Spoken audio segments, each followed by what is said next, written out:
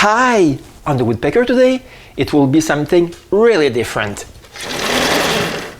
I'm going to show you how to cut a zebra blind.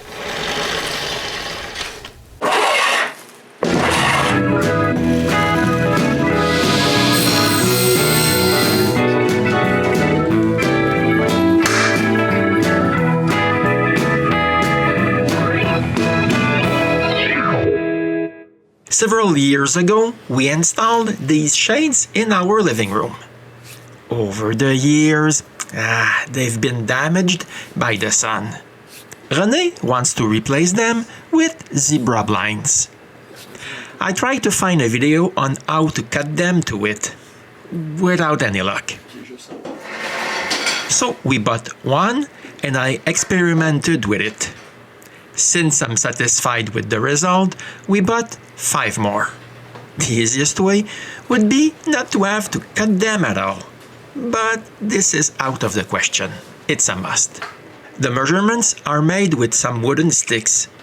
This way I'm sure I won't have any errors. Then it's as simple as transferring this measurement onto the blind itself. But it's important not to forget to subtract the thickness of the side. Now that I know where to cut, I can remove all the screws and dismantle it. I remove the side without the spring first. After removing it, I can slide the fabric out of its slot. The spring is quite obvious here. Then the fabric has to be unrolled to get to the central tube. Now that I have all the pieces, I can cut this. I align the saw blade on the line and push the stop block up to the aluminum. That way I'm sure all the pieces will be cut to the same length. I just need to cut them.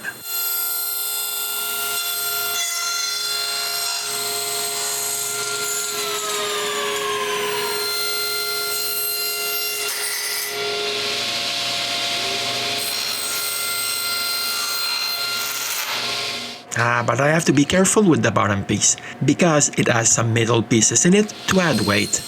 It has to be pushed away. The small spring tube also needs to be cut a bit. And the hole has to be re-drilled. Then I can reassemble it. Now it's time to cut the fabric. I use one of the cutoffs to mark where to cut.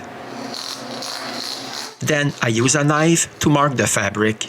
This makes a small indentation on it. It's even hard to see depending on the light. Then I can cut it. The plastic ends have to be cut with cheap scissors. But using good sewing scissors makes the cut really nice. It doesn't take long and the fabric has to be rolled so I can mark and cut the rest of it. When it's done, I can put the fabric back on the tube and roll it back in place. The other end can also be slid in place. But now I have to make sure the fabric is installed like that. Otherwise, the blind won't work. Trust me on this. Both ends can be put back into place now. The first one is quite easy. For the second one, the spring has to be wound counterclockwise. But it's difficult to judge how much. It has to be tested. And this is the other step. I put all the screws back in place. Then I can test the blind. Here, Renée finds the spring is too tightly wound.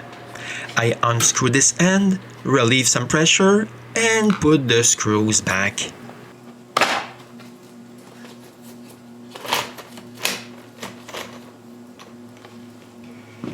Now that everybody is happy, I can install the blinds. I use the cutoffs to figure out where the blind will end up. This way, I can't have any measuring errors. Since I have some thin wainscoting around my window, I drill some holes before screwing the clips into place. The very last thing to do is to clip the blind into them. This has to be repeated for each blind.